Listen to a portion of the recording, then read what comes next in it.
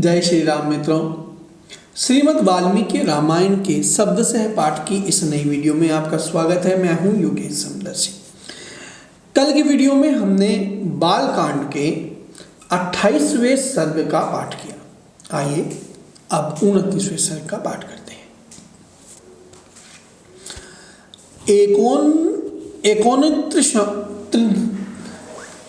एकोनत्रिंशः सर्गः। विश्वामित्र जी का श्री राम से सिद्धाश्रम का पूर्व वृत्तांत बताना और उन दोनों भाइयों के साथ अपने आश्रम पर पहुंचकर पूजित होना। अथ तस्या प्रमेयस्यः वचनं परिप्रच्छतः विश्वामित्रो महातेजा व्याख्यातुमुपचक्रमे। अपरिमित प्रभावशाली भगवान श्री राम का वचन सुनकर महातेजस्वी विश्वामित्र ने उनके प्रश्न का उत्तर देना आरंभ किया। इह राम महाबाहो विष्णुर्देव मनस्कृता वर्षाणि सुबहुनि तथा युगशतानि च तपश्चरण योगार्थमुवास सुमहातपाः एष पूर्वाश्रमो राम वामनस्य महात्मनः। महाबाहु श्री राम पूर्व काल में यहाँ देव वंदित भगवान विष्णु ने बहुत वर्षा एवं 100 युगों तक तपस्या के लिए निवास किया था। उन्होंने यहाँ बहुत बड़ी तपस्या की थी। इस स्थान महात्मा वामन अवतार धारण करने को उद्यत हुए श्री विष्णु का अवतार ग्रहण से पूर्व आश्रम था। सिद्धाश्रम इति ख्यातः सिद्धो ह्यत्र महातपः एतस्मिन्नेव काले तु राजा वैरोच निर्बलिः ऐर्जित्य देवतगणान् सेन्द्रान् सहमरुद्गणान् कारयामास तन्राज्यं त्रिशूलोकेषु विस्तृतः। इसकी सिद्धाश्रम के नाम से प्रसिद्धि थी क्योंकि यहाँ महातपस्वी विष्णु को सिद्धि प्राप्त हुई थी। जब वे तपस्या करते थे उसी समय विरोचन कुमार राजा बलि ने इंद्र और मरुद गणों सहित समस्त देवताओं को पराजित करके उनका राज्य अपने अधिकार में कर लिया था। वे तीनों लोकों में विख्यात हो गए थे। यज्ञं चकार समूहान सुरेन्द्रे महाबलः बलेस्तु यजमानस्य देवाः सग्निपुरोगमः समागम्य स्वयं चैव विष्णु मूचुरिहाश्रमे। उन महाबली महान असुर राज ने एक यज्ञ का आयोजन किया। उधर बलि यज्ञ में लगे हुए थे, इधर अग्नि आदि देवता स्वयं इस आश्रम में पधार कर भगवान विष्णु से बोले। बलिर्वोचा निर्वष्णो यजते यज्ञमुत्तमम् अस्माप्त व्रतो तस्मिन्ह स्वकार्यं भिपद्यताम्। सर्वव्यापी परमेश्वर विरोचन कुमार बलि एक उत्तम यज्ञ का अनुष्ठान कर रहे हैं। उनका यह यज्ञ संबंधी नियम पूर्ण होने से पहले ही हमें अपना कार्य सिद्ध कर लेना चाहिए। ये चैनम भिवर्तन्ते यच्चितार इतस्ततः यच यत्र यथावच्च सर्वं तेभ्यः प्रयच्छति। इस समय जो भी याचक इधर उधर से आकर उनके यहाँ याचना के लिए उपस्थित होते हैं वे गो भूमि और सुवर्ण आदि संपत्तियों में से जिस वस्तु को भी लेना चाहते हैं उनको वे सारी वस्तुएं राजा बलि यथावत रूप से अर्पित करते हैं।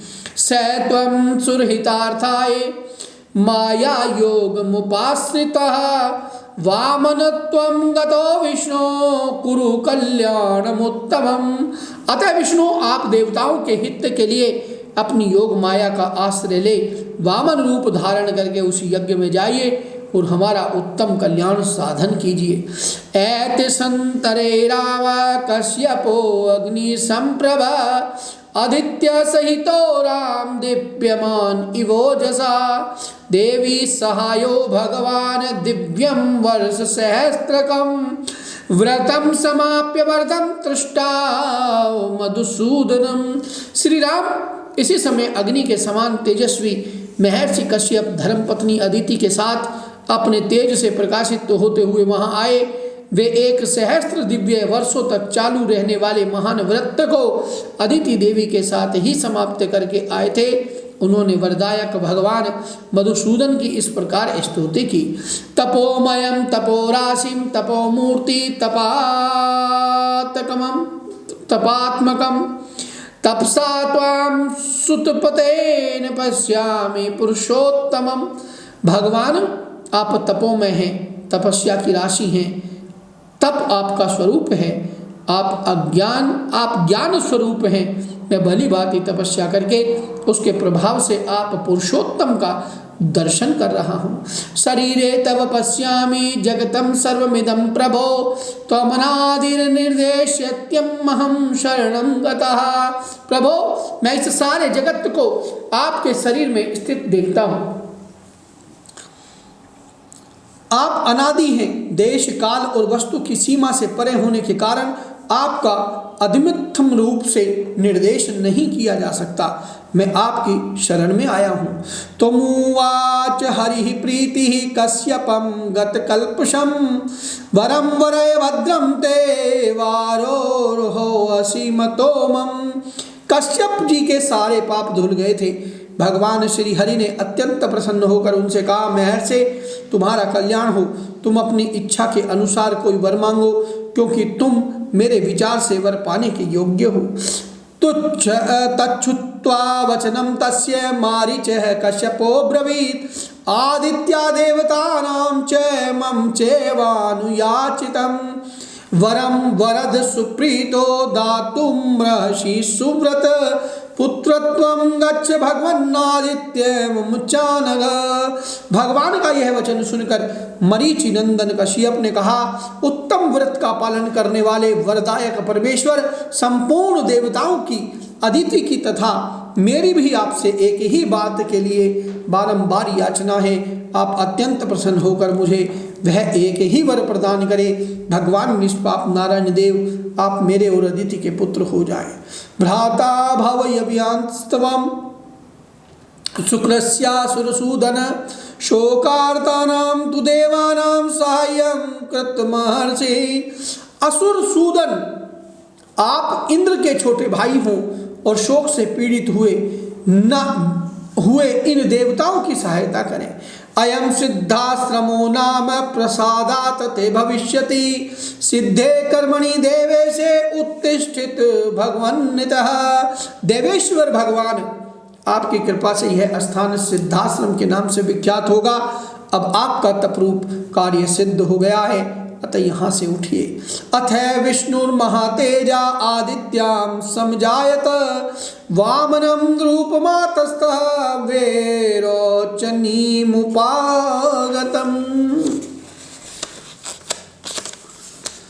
तदंतर महातेजस्वी भगवान विष्णु अदिति के गर्भ से प्रकट हुए और वामन रूप धारण करके विरोचन कुमार बलि के पास गए। त्रीन पदानथ भिक्षित्वा प्रतिग्रह्या च मेदनीम अक्रम्य लोकार्थी सर्वलोकहिते रतः महेन्द्राय पुनः प्रदान्यम बलिमोजसा त्रिलोक्यम से महातेजा शक्रे शक्रवशम पुनः।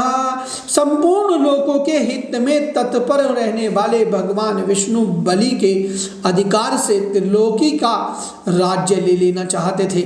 अतः उन्होंने 3 पग भूमि के लिए याचना करके उनसे भूमि दान ग्रहण किया और तीनों लोकों को आक्रांत करके उन्हें पुनः देवराज इंद्र को लौटा दिया। महातेजस्वी श्री हरि ने अपनी शक्ति से बलि का निग्रह करके त्रिलोकी को पुनः इंद्र के अधीन कर दिया। तेनेव पूर्वाक्रांत आश्रम श्रमनाशनः मयापि भक्तया तस्यैव वामनस्योपभुज्यते। उन्हीं भगवान ने पूर्व काल में यहाँ निवास किया था, इसलिए यह आश्रम सब प्रकार के श्रम दुख शोक का नाश करने वाला है। उन्हीं भगवान वामन की भक्ति होने के कारण मैं भी इस स्थान को अपने उपयोग में लाता हूँ। एनमाश्रम मायन्ति राक्षस विघ्नकारिण आत्रिते पुरुष व्याग्रह हंतव्या दुष्टचारिणः। इसी आश्रम पर मेरे यज्ञ में विघ्न डालने वाले राक्षस आते हैं। पुरुष सिंह, यही तुम्हें उन दुराचारियों का वध करना है। अद्य गच्छामहे राम सिद्धाश्रम अनुत्तमं तदाश्रम पदम तात त्वाप्येतद् यथा मम। श्री राम, अब हम लोग उस परम उत्तम सिद्धाश्रम में पहुंच रहे हैं। तात, वह आश्रम जैसे मेरा है वैसे ही तुम्हारा भी है। इत्युक्त्वा परम प्रीतो गृह्य रामं सलक्षणं प्रविशिन्नाश्रम पदम वयोरचत महामुनि सशीव गतनिहारः पुनर्वसुमन्विता। ऐसा कहकर महामुनि ने बड़े प्रेम से श्री राम और लक्ष्मण के हाथ पकड़ लिए और उन दोनों के साथ आश्रम में प्रवेश किया। उस समय पुनर्वसु नामक दो नक्षत्रों के बीच में स्थित तुषार रहित चंद्रमा की भांति उनकी शोभा थी। तम दृष्ट्वा मुनयः सर्वे सिद्धाश्रम निवासिनः उत्पत्त्योत्पत्त्य सहसा विश्वामित्रं पूजयन् यथार्थं चक्रिरे पूजां विश्वामित्राय धीमते तथैव राजपुत्राभ्यां कुर्वन्नति तिथि क्रियां। विश्वामित्र जी को आया देखकर सिद्धाश्रम में रहने वाले सभी तपस्वी उछलते कूदते हुए सहसा उनके पास आए और सबने मिलकर उन बुद्धिमान विश्वामित्र जी की यथोचित पूजा की। इसी प्रकार उन्होंने उन दोनों राजकुमारों का भी आतिथि सत्कार किया। मूर्धमत विश्रांतो राजपुत्रा वरिंदमो प्रांजलि मुनि शार्दुल मूचतो रघुनंदनो। 2 घड़ी तक विश्राम करने के बाद रघुकुल को आनंद देने वाले शत्रुदमन राजकुमार श्री राम और लक्ष्मण हाथ जोड़कर मुनिवर विश्वामित्र से बोले, अद्येव दीक्षां प्रविश भद्रं ते मुनिपुंगव सिद्धाश्रमोऽयं सिद्धः स्यात् सत्यमस्तु वचस्तव। मुनिश्रेष्ठ, आप आज ही यज्ञ की दीक्षा ग्रहण करें, आपका कल्याण हो। यह सिद्धाश्रम वास्तव में यथा नाम तथा गुण सिद्ध हो और राक्षसों के वध के विषय में आपकी कही हुई बात सच्ची हो। एवं मुक्तो महातेजा विश्वामित्रो महानिशिः प्रविवेशतदा दीक्षां नियतो नियतेन्द्रियः कुमारावपि तां रात्रिमुषित्वा सुसमाहितो प्रभात काले चोत्थाय पूर्वां संध्यामुपास्य च पशुचि परमं जाप्यं समाप्य नियमेन च हुताग्निहत्रमनासीनं विश्वामित्र वंदताम्। उनके ऐसा कहने पर महातेजस्वी महर्षि विश्वामित्र जितेंद्रिय भाव से नियम पूर्वक यज्ञ की दीक्षा में प्रविष्ट हुए। वे दोनों राजकुमार भी सावधानी के साथ रात व्यतीत करके सवेरे उठे और स्नान आदि से शुद्ध हो प्रातः काल की संध्योपासना तथा नियम पूर्वक सर्वश्रेष्ठ गायत्री मंत्र का जप करने लगे। जप पूरा होने पर उन्होंने अग्निहोत्र करके बैठे हुए विश्वामित्र जी के चरणों में वंदन की। इत्यादि से श्रीमद् रामायणे वाल्मीकि आदि काव्ये बालकांडे 29 सर्गः। इस प्रकार श्री वाल्मीकि निर्मित आर्ष रामायण आदि काव्य के बालकांड में 29वां सर्ग पूरा हुआ। 30 सर्गः श्री राम द्वारा विश्वामित्र के यज्ञ की रक्षा तथा राक्षसों का संहार। अथ तो देश कालज्ञो राजपुत्रा वरिंदमो देशे काले च वाक्याज्ञा ब्रुवतां कौशिकं वचः। तदंतर देश और काल को जानने वाले शत्रुदमन राजकुमार श्री राम और लक्ष्मण, जो देश और काल के अनुसार बोलने योग्य वचन के मर्मज्ञ थे, कौशिक मुनि से इस प्रकार बोले, भगवन् क्षोतुमिच्छाव यस्मिन् काले निशाचरो संरक्षिण्यां तां ब्रूमि नातिवर्तेत तत्क्षणम्। भगवान, अब हम दोनों यह सुनना चाहते हैं कि किस समय उन दोनों निशाचरों का आक्रमण होता है, जबकि हमें उन दोनों को यज्ञ भूमि में आने से रोकना है। कहीं ऐसा ना हो असावधानी में ही वह समय हाथ से निकल जाए अतः उसे बता दीजिए। एवं ब्रुवाणो काकुतस्थो त्वर्माणो युयुत्सया सर्वे ते मनुयः प्रीताः प्रशंसुन् पात्मजो। ऐसी बात कहकर युद्ध की इच्छा से उतावले हुए उन दोनों कुक्षवंशी राजकुमारों की ओर देखकर वे सब मुनि बड़े प्रसन्न हुए और उन दोनों बंधुओं की भूरी भूरी प्रशंसा करने लगे। अद्य प्रभृतिश्चान्त्रं रक्षतां राघवो यूयां दीक्षां गतो होष मुनिमोर्नित्वं च गमिष्यति। वे बोले, ये मुनिवर विश्वामित्र जी यज्ञ की दीक्षा ले चुके हैं, अतः अब मौन रहेंगे। आप दोनों रघुवंशी वीर सावधान होकर आज से 6 रातों तक इनके यज्ञ की रक्षा करते रहें। तो तू तद्वचनं श्रुत्वा राजपुत्रो यशस्विनो अनिद्रं षड्होरात्रं तपोवनं रक्षताम्। मुनियों का यह वचन सुनकर वे दोनों यशस्वी राजकुमार लगातार 6 दिन और 6 रात तक उस तपोवन की रक्षा करते रहे। इस बीच में उन्होंने नींद भी नहीं ली। उपासां चक्रतु वीरो यतो परम धन्विनो ररक्षुतुर्मुनिवरं विश्वामित्रमरिन्दम। शत्रुओं का दमन करने वाले वे परम धनुर्धर वीर सतत सावधान रहकर मुनिवर विश्वामित्र के पास खड़े हो उनकी और उनके यज्ञ की रक्षा में लगे रहे। अथ काले गते तस्मिन् षष्ठेऽहम्नि तदागते सौमित्रं ब्रवीद रामो यतो भव समाहितः।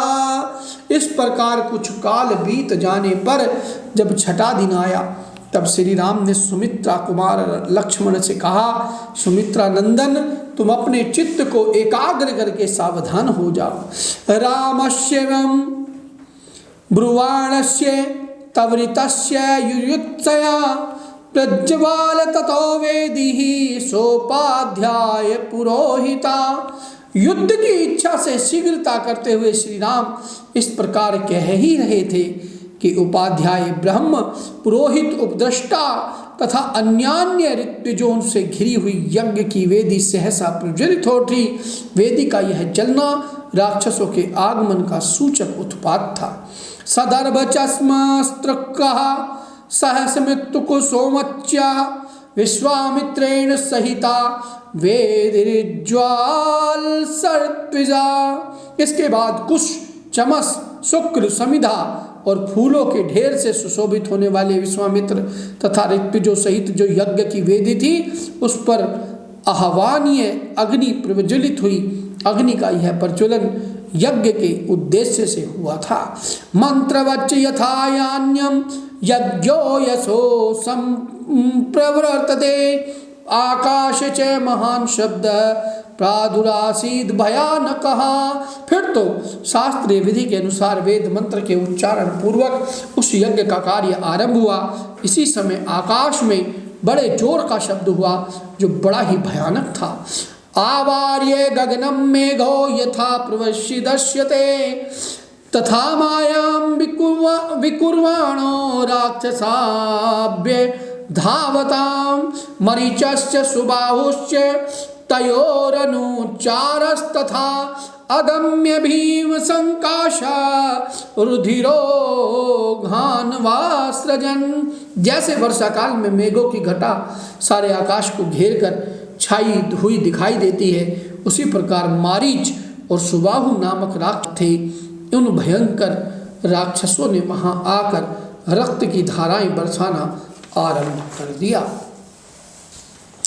ताम तेन रुधिरोघेन वेदीं वीक्ष्य सुमुक्षितां सहसा भिद्रतो रामस्तान् पश्यत ततो दिवि तावा पतन्तो सहसा दृष्ट्वा राजीवलोचनः लक्ष्मणं त्वभिसमप्रयच्छ रामो वचनं ब्रवीत्। रक्त के उस प्रवाह से यज्ञ वेदी के आसपास की भूमि को भीगी हुई देख श्री रामचंद्र जी सहसा दौड़े और इधर उधर दृष्टि डालने पर उन्होंने उन राक्षसों को आकाश में स्थित देखा। मारीच और सुबाहु को सहसा आते देख कमल नयन श्री राम ने लक्ष्मण की ओर देखकर कहा, पश्य लक्ष्मण दुरत्तान राक्षसान् पिशिताशनान् मानवास्त्र समाधूतान् नीलेन यथागणान् करिष्यामि न संदेहो नोतसे हन्तुमिदृशान्। लक्ष्मण, वह देखो मांस भक्षण करने वाले दुराचारी राक्षस आ पहुंचे। मैं मानवास्त्र से इन सब की उसी प्रकार मार भगाऊंगा जैसे वायु के वेग से बादल छिन्न भिन्न हो जाते हैं। मेरे इसे कथन से तनिक भी संदेह नहीं है। ऐसे कायरों को मैं मारना नहीं चाहता। इत्युक्ता वचनम रामश्चापे संदाय वेगवान मानवं प्रमोदारमस्त्रं परम भस्वरम चिक्षेप परम क्रुद्धो मारीचोरसि राघव। ऐसा कहकर वेगशाली श्री राम ने अपने धनुष पर परम उदार मानवास्त्र का संधान किया। वह अस्त्र अत्यंत तेजस्वी था। श्री राम ने बड़े रोष में भरकर मारीच की छाती में उस बाण का प्रहार किया। सतेन परमास्त्रेण मानवेन समाहतः संपूर्णम योजनशतम क्षिप्तम सागर संपल्लवे। उस उत्तम मानवास्त्र का गहरा आघात लगने से मारीच पूरे 100 योजन की दूरी पर समुद्र के जल में जा गिरा। विचेतनम विघूणांतम शीतेषु बल पीड़ितम निस्तम दृश्य मरीचा मारीचाचम रामो लक्ष्मणम ब्रवीत। शीतेषु नामक मानवास्त्र से पीड़ित हो मारीच अचेत सा होकर चक्कर काटता हुआ दूर चला जा रहा है। यह देख श्री राम ने लक्ष्मण से कहा, पश्य लक्ष्मण शीतेषु मानवम मनुसहितम मोहित्वा नयतेनम न च प्राणेर्वियुज्यते। लक्ष्मण देखो, मनु के द्वारा प्रयुक्त शीतेषु नामक मानवास्त्र इस राक्षस को मूर्छित करके दूर लिए जा रहा है, किंतु उसके प्राण नहीं ले रहा है। इमानपि वधिष्यामि निर्घणान् दुश्चारिणः राक्षसान् पापकर्मस्थान् यज्ञघानन् रुधिष्यनान्। अब यज्ञ में विघ्न डालने वाले इन दूसरे निर्दय दुराचारी पापकर्मी एवं रक्तभोजी राक्षसों को भी मार गिराता हूं। इत्युक्तां लक्ष्मणं चासु लाघवं दर्शयन्निव विग्रह्य सुमुहुच्चा स्वग्माग्ने रघुनन्दनः सुबाहुरसि चिक्षेपसा विद्धः प्रापतद्भुवि शेषान् वायुमादाय निजघान महायशः राघवः परमोदारो मुनिनाम मुदमावहन्। लक्ष्मण से ऐसा कहकर रघुनंदन श्री राम ने अपने हाथ की फुर्ती दिखाते हुए शीघ्र ही महान आग्नेयास्त्र का संधान करके उसे सुबाहु की छाती पर चलाया। उसकी चोट लगते ही वह मरकर पृथ्वी पर गिर पड़ा। फिर महायशस्वी परम उदार रघुवीर ने वायुवास्त्र लेकर शेष निशाचरों का भी संहार कर डाला और मुनियों को परम आनंद प्रदान किया। सहत्वा राक्षसान् सर्वान् यज्ञधनान् रघुनन्दनः ऋषिभिः पूजितस्त्रः यथेन्द्रो विजये पुरा। इस प्रकार रघुनंदन कुल श्री राम यज्ञ में विघ्न डालने वाले समस्त राक्षसों का वध करके वहां ऋषियों द्वारा उसी प्रकार सम्मानित हुए जैसे पूर्व काल में देवराज इंद्र असुरों पर विजय पाकर महर्षियों द्वारा पूजित हुए थे। अतः यज्ञे समाप्ते तु विश्वामित्रो महामुनि निरीतिकादिशो दृष्ट्वा काकुतस्तमिदं ब्रवीत्। यज्ञ समाप्त होने पर महामुनि विश्वामित्र ने संपूर्ण दिशाओं को विघ्न बाधाओं से रहित देख श्री रामचंद्र जी से कहा, कुतार्थोऽस्मि महाबाहो कृतं गुरुवचस्तव्या सिद्धाश्रममिदं सत्यं कृतं वीर महायशः साहि रामं प्रशस्येवं ताभ्यां संध्यामुपागमत्। महाबाहो, मैं तुम्हें पाकर कृतार्थ हो गया। तुमने गुरु की आज्ञा का पूर्ण रूप से पालन किया। महायशस्वी वीर, तुमने इस सिद्धाश्रम का नाम सार्थक कर दिया। इस प्रकार श्री रामचंद्र जी की प्रशंसा करके मुनि ने उन दोनों भाइयों के साथ संध्योपासना की। इत्यादि से श्रीमद् रामायणे वाल्मीकि आदि काव्ये बालकांडे 53 सर्गः। इस प्रकार श्री वाल्मीकि निर्मित आज रामायण आदि काव्य के बालकांड के 30वां सर्ग पूरा हुआ। मित्रों, 30वें सर्ग की इस पाठ की समाप्ति पर यहीं पर आज की इस वीडियो को हम विराम देते हैं। कल हम 31वें सर्ग से आगे का पाठ करेंगे। तो हमारा यह प्रयास आपको कैसा लग रहा है, हमें आप अपने कमेंट द्वारा सूचित करते रहें। जय श्री राम।